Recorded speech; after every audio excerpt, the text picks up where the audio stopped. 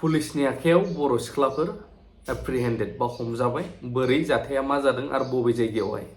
थ' खौरां सारिखौ होनो थांगासिनो दं बे समाव फिन खेबसेबाव गासिनिसिमबो अननाय आरो सिबिनायखौ बावहरनानै दा बिनिनो जोंहा मानगोनां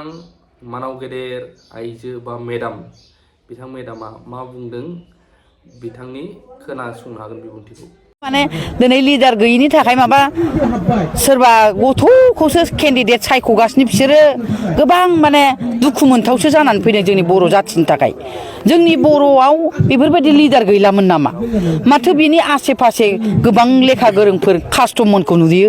कास्टममोन बेरायफायो फंबाय कास्टमाबोथ' लेखा गोरों सानसे बर' फरायसा आफादनि गोगोम सासे सेन्ट्रेलाव हाबा मावबोनाय मानसि बियो बिनि भइसफोरखौ दाबो गोसोखाङोबा माने खोमोनफ्रानो जाखांलायो जोंना जाथिनि थाखाय खोथा बुंबोनाया होमबा दिनै बेफोरबायदि मानसियानो दंमोन हो प्रहलादमोन दंमोन लेखा गोरों मानसिफोर बेबोथ' बर' फरायसा आफादावनो मावबोनायमोन बेबोथ' सासे गोरों गोरा मानसिमोन हा बेफोरखौ सायख'बानो जायोमोन ना मानो बेलाय माबा बबेनि मेस बियो एबा गथ' गथ' मानसि लेखा गोरों जानो हागौ आरो बेयो ओरैबा ओरैसो जोंजोंनो इउपिपिएलआव थानानै हाग्रामाखौ केस खालामग्रा मानसि बियो जोंजों थाफानानै गासिबो बेनि दायफोरखौ नागिरनानै मा दं मा गैया एल' एला नागिरनानै बेखौ केस होग्राया बेनो होमबा बेफोरबायदिखौ माबोरै केन्डिडेट सायख'खो आंनि थाखायबा माने आं सानो आरो माने बिपिएफआव गैला नामा लिडारानो गासिबो आनज्रायजोब्बाय नामा बेखौसो सानदों आं आरो आब' प्रमिलायाथ' सासे जों जेब्ला क्लास 5, 6आव फरायो बियो होमबा आथोबनि लिडारमोन आब'आबोथ' गोबाव माबा जाबोबाय मन्थ्रि जाबोबाय दिनै बेनो फावसैबावबायसो आं माने देरहायैखौ नुखाबाय बेहा रोखा नुखानायखा देरहाखानाय नंला होनानै जेनोबा बेसेबां लासिंसिं दा बेसेरा बेयो एमएलएआवबो जेनबायना आरो दाबो एमपिआव जेनबावबा मान सनमाना सेस जागोन ना बेफोरबायदिखौ नुनानै बियो आब'आ मालाय आनज्रायखाबाय देरहाखानाय नङा आङो बिपिएफआव थाबा होननानै आरो दिनै गोबां लिडारफोर दंबावोमोन गुबुन माथो महर मोखाङानो गैया बेजोंलाय गोबांथ' बिदि एमपि जानो हानाय मानसि दंमोन ना सिगाङावहाय गैयामोन होनबा रिहनमोन दंमोन ना बेफोरबोथ' माबा जाबोनाय मिनिस्टार जाबोनाय बा एमएलएफोर जाबोनाय नङा होमबा बिसोरो होमबा दिनै माने बे नारायण देब मेस होननानैल' बेखौ एसटि हिसाबै सायख'गासिनो दं राजा बानायदों हाग्रामायानो बेखौ राजानि फोलेरनि बंस'नि मानसि होननानै नाथाय आंनि थाखायबा आंनि सिन्ताधाराया बेनो बर' जाथिनि थाखाय खहा जागोन बेखौ जुदि एमपिआव बिथांमोनहा सायख'योबा देरहानायाथ' देरहाखाया ओरैनोबाबो देरहाखाया बे खाथांखा मानो होनबा जोंना इउपिपिएलआ दानि नैबे जोङो जिबायदि बुथ कमिटियाव हिसाब लाजोब्बाय भट लिस्टखौ जों सानजोब्बाय बेखौ जोङो 100% देरहाबाय होननानै जोङो माने फोसावनोबो हाखाबाय जोङो माने जोंहा बुथ कमिटिफ्राव गासैबो जाजोबखाबाय दा बेखायनो आं खावलायबाय जाहाथे बिपिएफफ्राबो एसे सिन्था खालामनानै जा हाग्रामा महिलारिखौसो बुंनो नागिरदां बिथाङा केन्डिडेट होआलासिनो जोंजोंनो ज' थानानै जाहाथे एमपिखौ देरहाहोयो बेखौसो आं बिथांखौ खावलायनो लुबैदों बेजों लोगोसे नब कुमार सरनिया मा बुंदों फैगौ बिटिसि इलेक्सनखौ लानानै आरो गावबो फिन एबार केस होजादोंबाबो हाइकर्टजों अर्डार होजादोंबाबो एबारबो एमपि दारैनो बिथाङा साखाफारा जागासिनो दं बिनि सायाव नोंथांमोना मा बुंनो सानो हाग्रामा महिलार केन्डिडेट হলেতো মই ওয়েলকাম জনাম 25 হাগ্রামা মহিলারে কিন্তু শিব হয়ে দিছে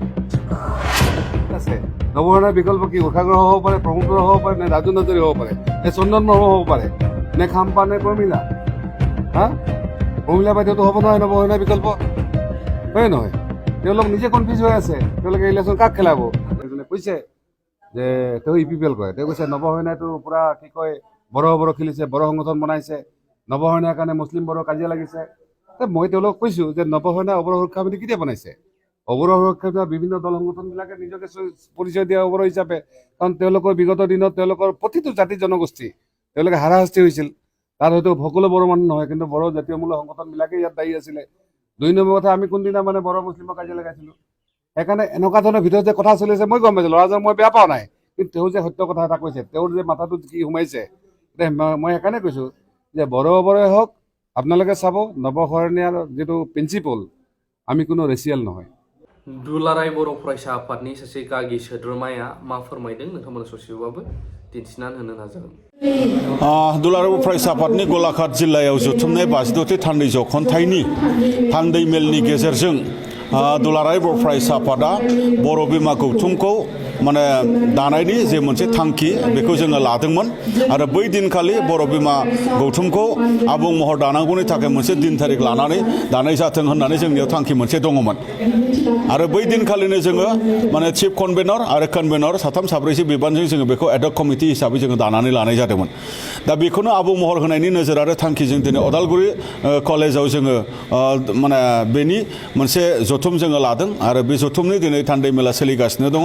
बे जथुमनि गेजेरजों जोङो बे बर' बिमा गौथुमखौ फुल मोनसे स्ट्राक्चाराव जोङो दिनै दानानै लानाय जागोन आरो बे आफादनि गेजेरजों जोङो बेखौनो माने थांखि लादों जे जोंनि नोजोर आरो थांखिया बेनो जे बर' माहारिया गेरेमसा हारि जानांगौनि थाखाय हौवा आरो हिन्जाव सोलोंथाइ बिथिङै रांखान्थि बिथिङै बा राजखान्थि बिथिङै बा मोनफ्रोमबो बिजनेस बा गुबुन गुबुन बिथिङै माने जौगासारनाय जानांगोन आरो माने रैखाथि गोनां जानांगोन आरो गावनि साननायखौ मोजाङै बुंनो हानाय आरो लिडारशिप लानो हानाय बेबायदि मोनसे जानांगोन। नाथाय जोङो नुदों सोलोंथाइखौ दिनै जोंनि बर' आइजोफोरा नैबेबायदि समाव दानि ट्रेन्डिं दानि नैबेबायदि समाव जोंनि हिन्जावसा गथ'फ्रा लाबोबाय थादों। दा बे सोलोंथाइ लानायजोंनो लोगोसे बर' हारिनि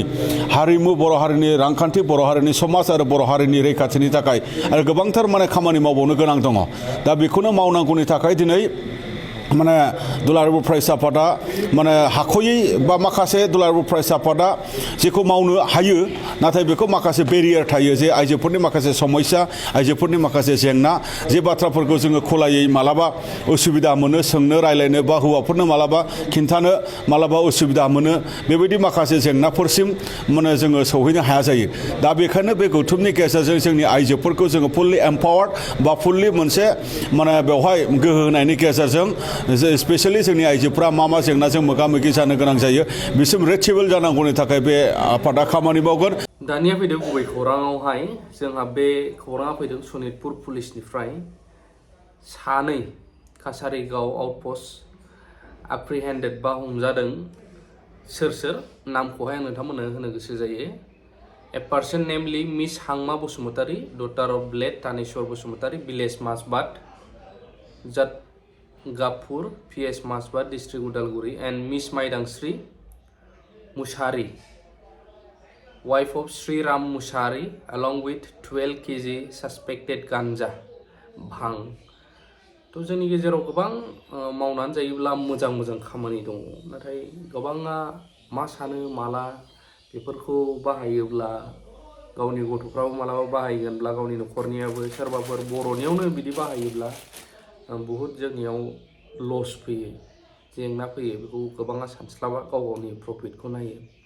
तो हमजादों होननानै दा खौरां मोननो हादों।